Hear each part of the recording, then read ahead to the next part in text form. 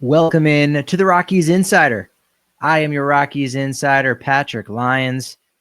Merry Christmas Eve, Merry Christmas, Happy Hanukkah, Happy Kwanzaa, Happy New Year, depending on when you might be listening to this.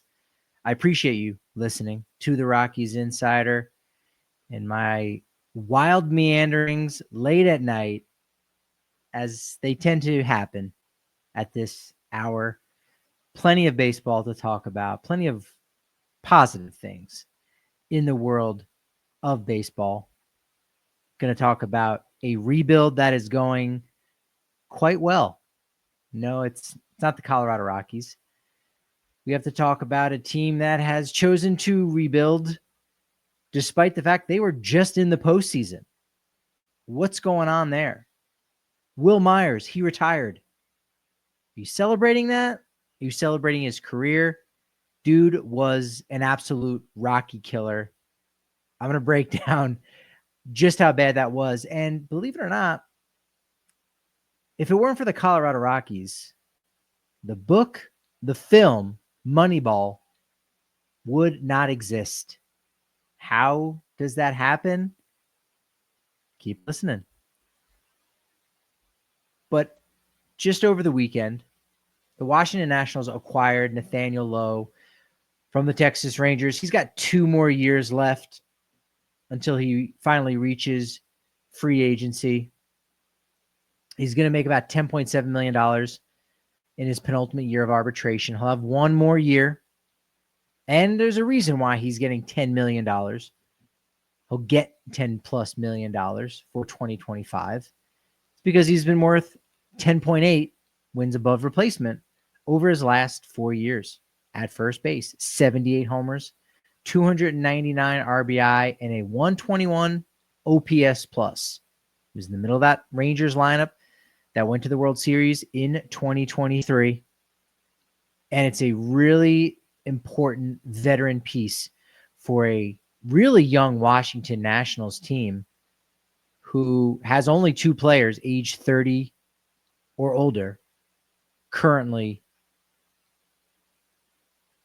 slated for the opening day roster and on that 40-man roster. So they are an incredibly young team. They also made another move by scooping up Mike Soroka. Maybe a little pricey, but this could end up being a really good value signing. They sent Soroka to a 1-year, $9 million deal. And Soroka, if you're not sure who that is and you don't know him too well, that's okay. That's absolutely okay.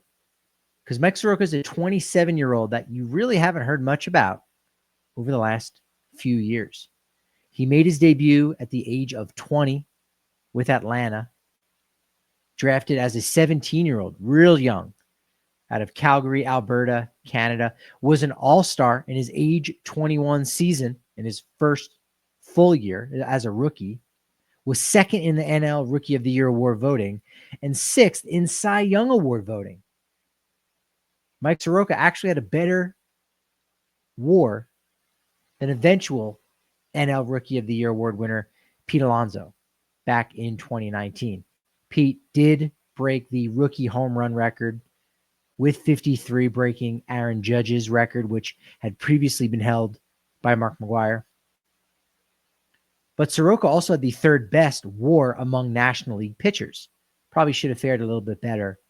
It's kind of moot because injuries essentially wiped away his next 4 years in the majors. Only made 3 starts in 2020. He had a torn right Achilles tendon. Didn't really do anything in 21 and 22. Shoulder and another Achilles surgery in 2021. 22, spent some time in the minors, but was shut down with elbow soreness. 32 innings pitched with Atlanta in 2023. Finished the IL with forearm inflammation. Got a chance with the White Sox last season. And it didn't look good. Overall, it didn't look good. But it was good. He started the season with the White Sox. They gave him 9 starts. He had a 6.39 ERA. But once they put him into the bullpen, in 36 innings, he had a 2.75 ERA. He struck out 39% of hitters he faced. And part of that happened to be pretty big change. It was his pitch mix. He leaned a lot more on his fastball and slider. You only need 2 pitches when you're coming out of the bullpen, whereas if you're a starting pitcher, you need at least 3. 4 is what's best. So he cut back on his sinker and his changeup, and the results were much better. Now, for a guy that has 36 positive innings, well above average. Dominant? No. Not elite, but still really good. It might be a lot to give this 27-year-old $9 million and expect him to immediately jump in your rotation. But the Nationals are making that bet. And the Nationals are a really intriguing team. And I said it at the time in 2021 when it was going down. And I hate to say that I was right, because I did have my fears about the Rockies in 2021. After that Nolan Arenado trade, it just seemed like a massive chunk out of their foundation had been taken out. And you knew Story was not going to stick around after the way Arenado was treated, after the way that situation, I should say, was treated. From the player side, Story's buddy, Nolan Arenado, it was not handled well, if you were looking at it from the player's perspective. So you knew Story was gone. And if you looked at the farm system, and if you were honest, and you were not a homer, you could see there was a problem with this farm system. There was a big problem with the farm system. And the Rockies have been really bad. The Rockies have had their 2 worst seasons, back-to-back campaigns in 23 and 24. Their worst 3-year run from 22 to 24. But in that time, from 21 to 24, the Rockies have lost 385 games. The Washington Nationals have lost 386, believe it or not. So they are both right there. They've both had a very similar path since 2021. But I said at the time in 2021, when the Nationals decided to blow up their team, when they traded Max Scherzer and Trea Turner to the Dodgers, that the Nationals would probably get back to the postseason faster than the Rockies. I still might not be right. It hasn't happened yet. And the Nationals have a lot to overcome. I'm going to break that down in just a moment here. But if you look at the Nationals roster right now, you have to look at it and say they are further along in their rebuild than the Colorado Rockies. And with the acquisition of a player like a Nathaniel Lowe in a trade where they only give up Robert Garcia, when they're able to acquire really talented players, and they're adding payroll by bringing in Nathaniel Lowe, by bringing in Mike Soroka at $9 million. That's adding $19 million. The Nats are poised to get back in the postseason hunt before the Rockies.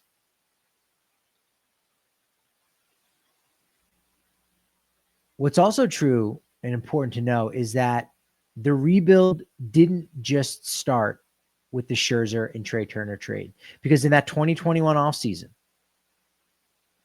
the Nationals also dealt Kyle Schwarber to Boston and Brad Hand to Toronto. After that Dodgers deal of Scherzer and Trea Turner, which at the time I did try to make comparisons, and it's okay. It doesn't fit, and I didn't think it fit at the time. But I thought, well, that's kind of interesting. You've paired a above average starting pitcher. That's pretty mild to call Max Scherzer just an above average pitcher. And a top shortstop in Trea Turner, who actually had another year of team control. But you paired a front of the rotation starter, a premium shortstop, and you got back a lot. The Nationals got back a lot from the Dodgers. And I happened to think at the time, what would you have gotten if you would have paired Trevor Story and John Gray? Story was a rental at that point. There were questions about his elbow. You wouldn't have been able to put a qualifying offer on him like the Rockies were able to do. So once you trade a guy, you can't give him a qualifying offer that season. And John Gray is not Max Scherzer. We know that. But still, those two guys coupled together, what could that have done for the Rockies rebuild? Even after the Scherzer and Turner deal, the Nats still offloaded Yan Gomes and Josh Harrison to Oakland. They also offloaded John Lester to St. Louis for Lane Thomas, who just this past season was included in a deal to Cleveland at the deadline that brought back 3 prospects to DC, including one, Jose Tena, who looked pretty sharp over the final 41 games of the season.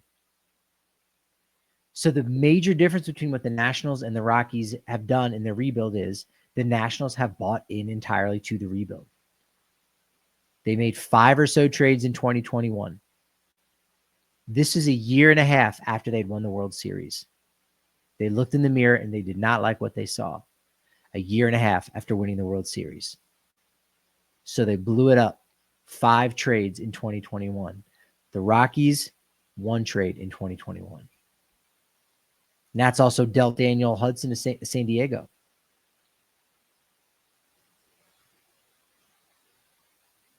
On July 30th, think about this in 2021. On July 30th, when the Max Scherzer and Trea Turner deal was finalized with both those players going to LA, the Washington Nationals were 2.5 games ahead of the Colorado Rockies in the standings. Let that sink in for just a little bit.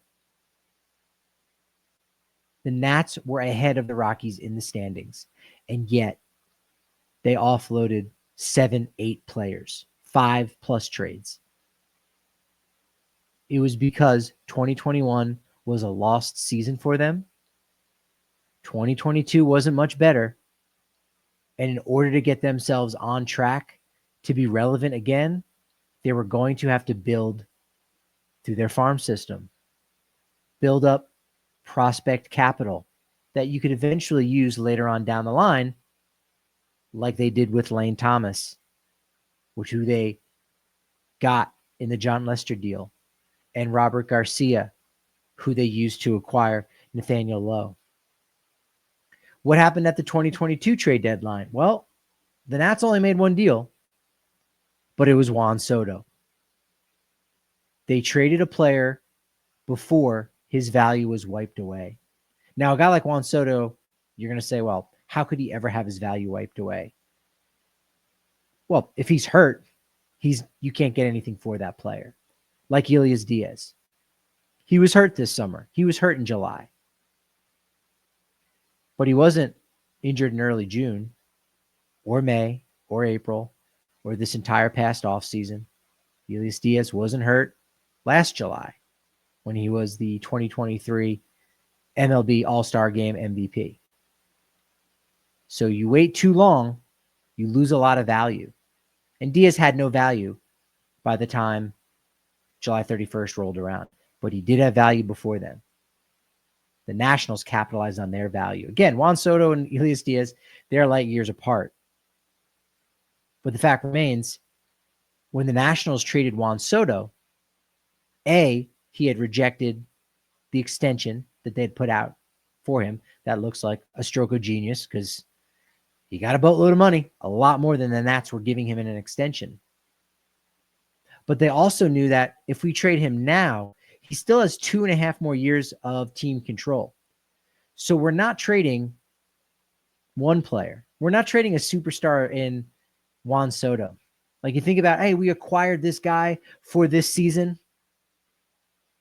That's one player for 1 year. You are getting, even beyond the 2022 second half, even beyond those final 2 months of the season, you are getting another 2 full seasons. You are getting 2 Juan Sotos. You trade when a guy's value is at his highest. And that's why they got 6 players from the San Diego Padres. 4 bona fide studs in CJ Abrams, James Wood, Mackenzie Gore, and Robert Hassel III. Plus Jarlin Susana, who's now the Nationals' number 4 prospect. What did the Rockies do in 2022? Nothing. Literally. Rockies were the only team in 2022 to not make a trade at the deadline. The juxtaposition between not only what the Nationals did versus what the Rockies did, but what the Rockies did in comparison with the team that they were playing at the deadline. At the 2022 deadline, they were in San Diego against the Padres, who had acquired Josh Hader, Josh Bell, Brandon Drury, Juan Soto, and that ballpark was electric, like it was Game 7 of the World Series, because their team had bought in. They had made trades. They had mortgaged their future for the present, because the present was the time to attack. The window of contention is now. That's how the Padres treated it. And that's, again, the antithesis of that would be the Nationals saying, hey, our time is not right now in 2021 and 2022. So let's trade those players so that we can have a time in the near future, rather than being a little bit better now and being a little bit worse later on. That doesn't help anybody. So the Nationals, 386 losses in the last 4 years. Rockies, 385. Who's closer to figuring this out? Rockies last made the postseason in 2018, so they had that extra buffer year, you could say, because the Nationals, their last postseason run would have been 2019. They won that World Series. So a year and a half it took the Nationals to realize we need a new plan. We need a new playbook. We got to trade away all of the guys that have assets, that have an asset, trade value, so that we can bring in younger players for the future, so that we can get them all together at the same time. I've said it before. You take the greatest players in Rockies history, that team is going to make a deep run in the postseason for several seasons in a row. That's crazy because we're talking about 30 plus years of history. But if you get all those players together at the same time, that is an all-time great team. So timing is critical when it comes to building a contender. It's all about timing. If you have a couple really good players for this 4-year stretch, and then a couple different good players for a different 4-year stretch, and they never overlap, that doesn't help you out. But if you have 4 really good players at once, now you've got something. So the Nationals, a year and a half after 2019, they knew they needed to change. What's that timeline for the Rockies? What would you actually say that was? 4.5 years after 2018? Again, things changed, things shifted. But it really wasn't until the 2023 trade deadline that the Rockies realized we're not on course right now. We're not on course. They lose 87 games in 2021 after Arenado leaves and with Story and Gray leaving. But that wasn't enough to convince them after 2021 that this wasn't working out. 2022, they lost 94 games. They stood pat at the trade deadline. They were the only team in MLB to do that at that year's trade deadline. And then finally, they realized with the 4 major trades, Cron and Grichuk together to the Angels, Moustakas earlier than that to the Angels, Hand to Atlanta, Pierce Johnson to Atlanta. So they realized that in 2023, hey, you know what? We're going to have to admit this isn't working out. I don't know if they've realized that it didn't work out at that point, but they had to admit that they had a major battle. They had a major uphill battle for them to deal with. And so now you've got the Nationals and the Rockies with similar talents in their farm system. MLB Pipeline, after this year's draft, had the Nats as the 10th best farm system, the Rockies the 12th best.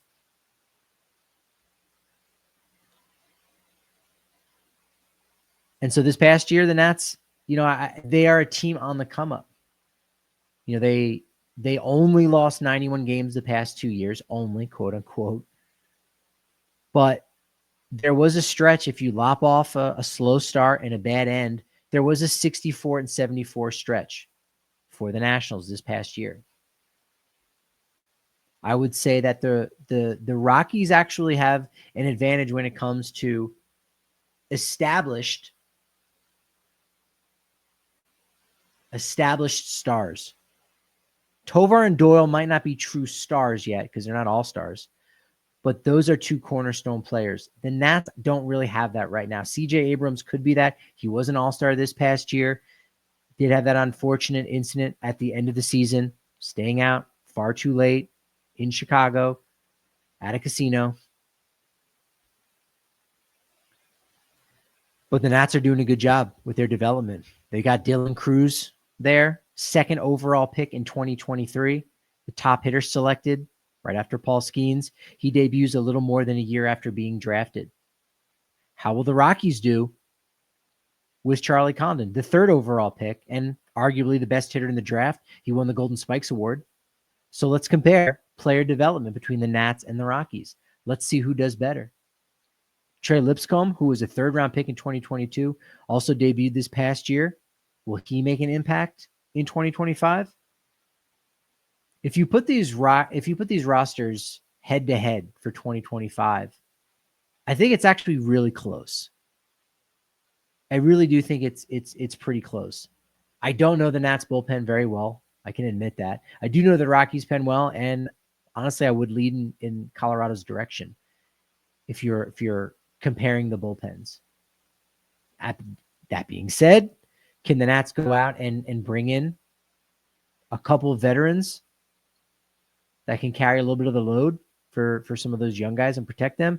Absolutely. They could do that, and that could shift that balance. Rotation, the depth certainly favors the Rockies, but I think in a your best five versus their best five, I think the Nationals might have a slight edge with the Josiah Gray, Mackenzie Gore, Cole Irvins of the world. We'll see what happens with Mike Soroka. In the lineup, Alex Call's the only one that's turned 30. Only recently did. The entire bench is under 30 years old. Colorado actually has 4 at or above 30 years old in the starting lineup and 1 over 30 on the bench. And that's supposing Austin Nola is not the backup catcher. That's supposing that he does start the year in AAA, and Goodman seems to be the favorite, is the backup catcher behind Jacob Stallings. So Austin Nola could end up making it 5 players age 30 or older. Not too overly impressed right now by the Nationals lineup because they have a lot of guys that need to prove it still. But Nathaniel Lowe is doing a good job of protecting a lot of those young guys. A full season from James Wood could really help shift the balance here.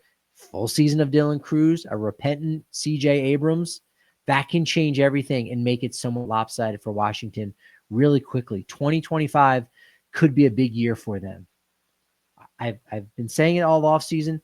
The addition of Terry Francona could be the biggest one in the National League, more than Juan Soto going to the Mets. I know that's a mouthful right there, but I think it could be. And so the Reds become that sleeper team that sneak in. I think the Nationals could also be one of those sleeper teams. I really do.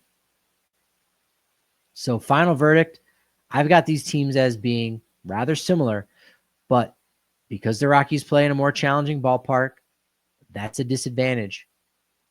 And the Nationals already have many of their best and brightest players already at the major league level, while the Rockies are still waiting for so many of theirs. The Nats youngsters, they've debuted. They've gotten their feet wet. The organization is going with them. All of this since the start of 2023. Rockies have really only started to come around the youth movement at the end of 2024. So timing is everything. Looking in the mirror and being honest with yourself is incredibly important in this industry, in professional sports. And the Nationals did that. They had to take that hard look right after winning a World Series. And they felt they couldn't do it. They couldn't get it done. And so now their rebuild goes on, and 2025 will be a pivotal year for them. in determining whether or not this rebuild is going well. For the Rockies, if they have another year where they lose 100 games or 95 plus, the organization is going to say it. And I think fans are going to feel it a little bit. Their brain might say one thing, their heart might say another. But if they struggle again in 2026, you say, we still don't really know. I think 2027 will be maybe more indicative of what this team is capable of. But I think the Nationals are there right now. 2025 is the year where we find out what they've got. And the Rockies could still be another year off. They could surprise. They could absolutely surprise. But some of the projections that have recently come out have the Rockies at 60.5 wins, 59.5 wins. And it's kind of hard to disagree with that, despite the fact that they're getting better. The depth is better. There is a lot to like about the Rockies next year. There really is. But when the other 4 teams in your division are getting better, and when the rest of the National League is getting better, it almost negates that progress that you've got. And that can be a challenge, especially when you're in year X of a rebuild. If you want to say it's 2019, that's what Arenado said in August.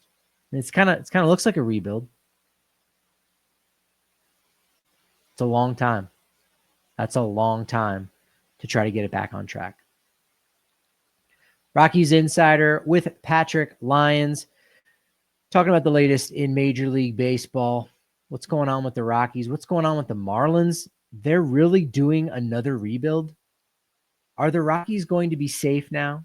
They were safe in 2024, but are they going to be safe even more so in 2025 because a certain someone has now retired and now they don't have to worry about facing him? And how did the Rockies actually tip over the first domino? One of the first dominoes that brought about Moneyball? I will tell you. I will absolutely tell you in just a moment. Before I get a little weight off my chest, a little weight off my shoulders about the Miami Marlins, because they swung a deal over the weekend. They traded another young starting pitcher, lefty Jesus Luzardo, goes to the Philadelphia Phillies for 2 prospects, including catcher Paul McIntosh, who's a AAA catcher. Nice depth piece pickup for the Marlins. The prospect that the Marlins do get, Starlin Caba. And now, reminds you of Starlin Castro, another middle infielder, Starlin C. Harkening back. No, Starlin Caba is the shortstop, 19 years old, just turned 19. Almost seeing, I'm not seeing Ezekiel Tovar comps, but the vibe that I get, because he is such a great defender, that the early reviews have been solid. So Sterling Caba and Robert Kalash, those 2 guys, I like to see them coming up together. They're not going to cross paths until they both get to the Eastern League, because Phillies being a team on the East, most of their affiliates, all of their affiliates are on the East Coast. They don't even have any Midwest League teams or Southern League teams. They're all very close by. Whereas the Rockies, the only team that they have that's even central to Eastern located is in the East, is the Hartford Yard Goats. All the other teams are out west. Albuquerque, Fresno, Spokane. So AA, Starlin Caba, Robert Kalash, both 19-year-olds, both big-time prospects that are exciting. Caba is a top 100 prospect, though. And that's who the Marlins get for Jesus Luzardo.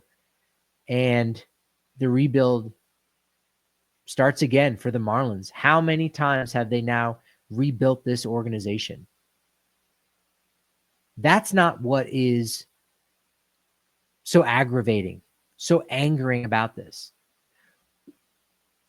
What's so frustrating and it is so difficult to see is that Kim Ng was the GM of the Marlins, and owner Bruce Sherman, for some reason, seemed like he wanted to go in a different direction.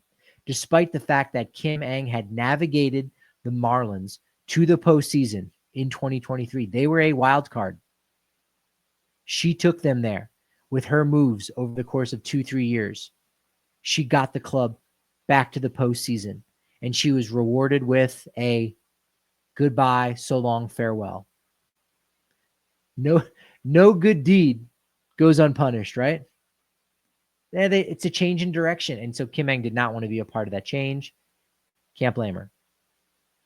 They go with Peter Bendix. They go with a guy from the Tampa Bay Rays who's absolutely gutted this team. He's gutted Kim Ng's team. That's what's so difficult about this. It's one thing if it's, those poor Marlins fans, they got to go through yet another rebuild, which you could argue that the previous rebuild didn't really work. Kim Ng salvaged that rebuild. Remember the Marlins had an outfield of Christian Yelich, Marcell Ozuna, and Giancarlo Stanton? All three of those guys in the same outfield. JT Realmuto as your catcher. There's probably a lot more guys I'm forgetting, but those were the four main pieces that they traded off and said, we got to rebuild. And it didn't really work until Kim Ng came in 2021 and finally got them to the postseason in 23. But now they've blown that up. There's 9 players that I found that Kim Ng acquired that the team has traded. I'm just talking about big leaguers. I didn't even go so deep as to look and see players that she drafted or that her team drafted. No, I'm talking about players that she acquired. In 1 year, Luis Arraez gone, who she acquired in a 1-for-1 deal for Pablo Lopez. AJ Puck gone. Brian Hoeing and Tanner Scott, they both went to San Diego this past summer. Kim Ng acquired those players. Brian De La Cruz, JT Chargois, Josh Bell, Jake Berger, Jesus Luzardo. Kim Ng acquired all of those players in trades. And now Peter Bendix and the Marlins ownership and front office have now traded all those players away. That's pretty wild to think. Again, less than a year. It was May that the Marlins offloaded Luis Arraez. May. A month plus into the season, after they had just gone to the postseason, they were blowing up that team. That's pretty wild. That's pretty wild. So the Marlins, I don't have a timeline necessarily for their rebuild. Could they get back to the postseason before the Rockies? I just talked about the Nationals doing it with their rebuild, blowing it up a year and a half after winning the World Series in 2021. And now they are seemingly ahead of the Rockies in line. Also doesn't help that they have the first overall pick now in 2025. That's going to help them out even further after having the second overall pick in 2023 with Dylan Cruz. But the Marlins, I don't trust their front office in the same way I trusted Mike Rizzo and what the Nationals were doing. Because the Nationals are also a destination for players. Full stop. It's a place players will go and play. Jason Worth, sure, the Nats showed him the money, but he was fine with going there. I can't necessarily say free agents don't want to go to Washington. Max Scherzer did it. And yeah, he was a younger Scherzer, but he already had a Cy Young Award under his belt. So players will go to Washington. I don't know that players are really want to go to Miami. I mean, they want to go there. They want to go there for 3 days, and then they want to leave and get back to normal life. But the Nats are a little bit different than Miami. The Nats are not an unstable franchise. They haven't shown the same instabilities as the Marlins. So I don't know that the Marlins are going to be able to turn it around at the same pace as the Nats, who, if you want to say they're going from 2021, that trade deadline, Scherzer, Turner, Schwarber, Hand, Yan Gomes, all those guys gone in one foul swoop. And then over the course of 3.5 years later, they're in the hunt in 2025. Is it going to be that quick for the Marlins? Because we're already a year through this one. I just don't know. I don't have that same confidence. Speaking of confidence, is there anybody that had more confidence stepping up to the plate at Coors Field than Will Myers in his career? Incredible. After 11 years, he calls it a career. He's witnessed a lot. When you play 11 seasons in the majors, you witness a lot. I'm not just talking about behind the scenes in your clubhouse. I just mean you've traveled. You've definitely traveled. And for Will Myers, he traveled a lot. He was a Royals draft pick, third rounder out of high school in 2009, was part of a huge deal that ended up helping the Royals out in 14 and 15. 15, they eventually did win. But he goes from Kansas City to Tampa Bay, wins AL Rookie of the Year award honors in 2013, only has 13 homers, 293 batting average, 373 plate appearances that year. So one of those lighter Rookie of the Year award campaigns. Had some injuries, but then goes from Tampa to the Padres in what was A.J. Preller's first big offseason. If you remember, the Padres were going all in. They got Derek Norris, BJ and Justin Upton, Craig Kimbrell. That didn't last very long before they blew it up. Matt Kemp came over to San Diego. At that point, Padres were so aggressive. A.J. Preller was so quick to get rid of his prospects that he had essentially traded Trea Turner immediately after drafting him. He hadn't even played yet, I don't believe. In fact, at the time, you couldn't trade a player that soon. So they were playing a quote-unquote player to be named later, and it was going to be Trea Turner. I think it must have even been, I can remember once seeing Trea Turner at spring training. Is this possible? Am I making this up?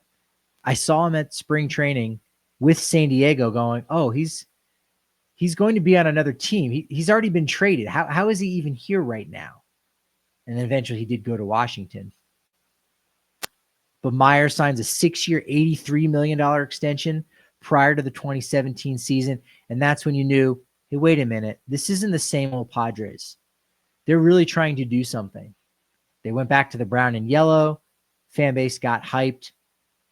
Machado, Tatis Jr. comes up.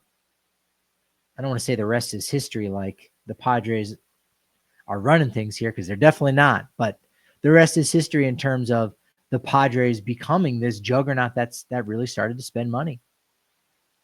Myers was an all-star in 2016, had a 30-homer campaign. That's what prompted that big extension. But he had a club option in 2023 that by that point he had really fallen off. Padres declined the option. Signed on with the Reds, 1 year, $7.5 million deal. Didn't do very much in 141 plate appearances. And then we didn't see him anywhere in 2024. Will Myers, just an absolute Coors Field killer. Tied for 20th most home runs by a visiting player. I was actually surprised it was that low. 14 homers. But here's the thing. Since 2015, since the first year Myers started going to Denver. Since 2015, though, Will Myers is tied for the second most amount of home runs as a visiting player at Coors Field. Tied with Christian Walker. Only Paul Goldschmidt has more since then.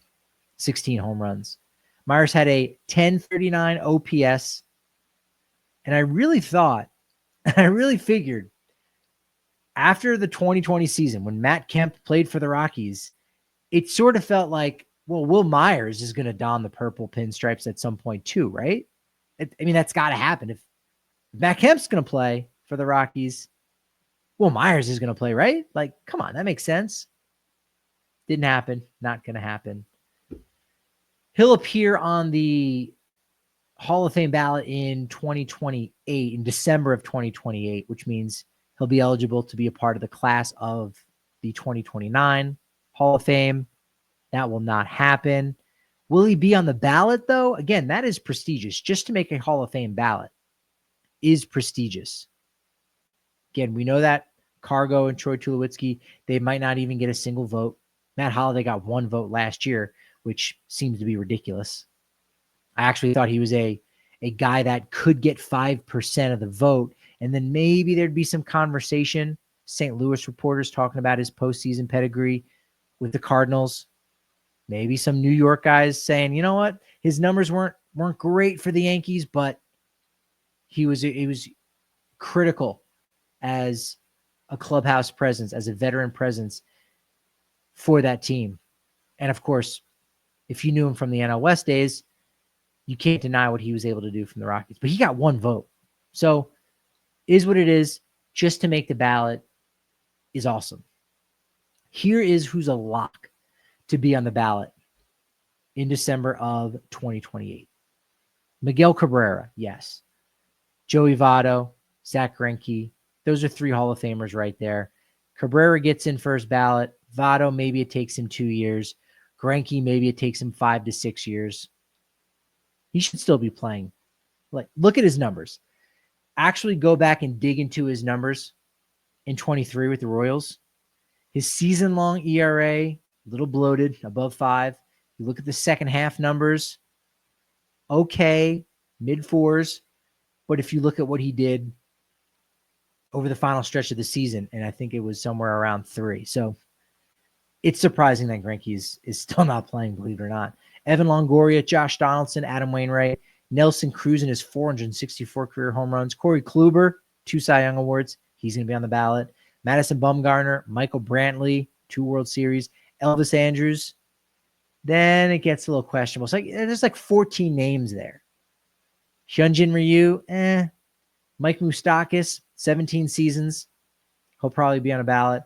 Eric Hosmer, 17 seasons. Ian Kennedy, 17 seasons. Also more wins above replacement than Will Myers. So the single fact that Will Myers won the AL Rookie of the Year award could do a lot of heavy lifting for him, because those kind of awards are valuable for being put on a ballot. Like that jumps out a little bit when the Hall of Fame has their press release and say, hey, here's who we got on the ballot. Again, baseball fans know half the guys have no shot whatsoever. But will he be on the ballot? I don't know. I really don't. So the question is, how did the Colorado Rockies contribute heavily to the film Moneyball? It all starts that winter of 2001. December 18th, 2001, Reds trade Pokey Reese and Dennis Reyes to the Rockies for Luke Hudson and Gabe White. Gabe White, an all-time season out of the bullpen for the Rockies. All time. Look it up. You're saying, all right, Dennis Reyes, I kind of remember him. I'm 99% sure Dennis Reyes did pitch with the Rockies, didn't he? Now I'm double checking because I'm not sure. Yeah, he did. 43 games. 0.5 wins above replacement. He just wasn't as chunky as he would be later on down the line. Sorry, Dennis. But Pokey Reese absolutely did not play for the Rockies, because the very next day, the Rockies traded Pokey Reese to the Red Sox for Scott Hatteberg. So, yeah, the Rockies had Scott Hatteberg. They were the team. If you remember in the film Moneyball with Chris Pratt, that helped really kickstart his career in a big way. So, can you say that the Rockies helped kickstart Chris Pratt's career? I mean, you could. I'm gonna. There, I just did. But that scene of Chris Hatteberg, it's Christmas. He doesn't have a team. He's by himself. He just got cut. Basically got non-tendered. And he's thinking, maybe my career is over. And the A's come calling. That moment never happens. That moment doesn't happen without the Rockies. What team was Scott Hatteberg on before he was with the A's? Before they turned him to an on-base machine that played first base and was a DH? The answer, the Colorado Rockies. That's pretty wild. That's pretty wild. So Moneyball, due to the Rockies, Chris Pratt's career, also due to the Colorado Rockies. What a world. I hope you had a wonderful holiday out there, or having a wonderful holiday, depending on when you celebrate, where you celebrate. Be kind to one another. I sound like Jerry Springer. But I appreciate you joining me. Appreciate you listening to this, whether it's on the podcast side or you're watching it over on YouTube. Want to give you plenty of content to get you through what should be a cold winter, and it hasn't been yet. Like, this has been unseasonably warm. We could use the moisture. We absolutely could. If you know, you know. At Patrick D. Lyons, at Patrick D. Lyons MLB, and at Rockies Insider. Appreciate you so much stopping by, consuming my content. Check out the newsletter as well. Dropping it every single week. It's absolutely free. Sign up. Appreciate you coming by. Give me this momentum. But as I like to say, momentum, shoot. It's only as good as my next show. So I'll talk to you then.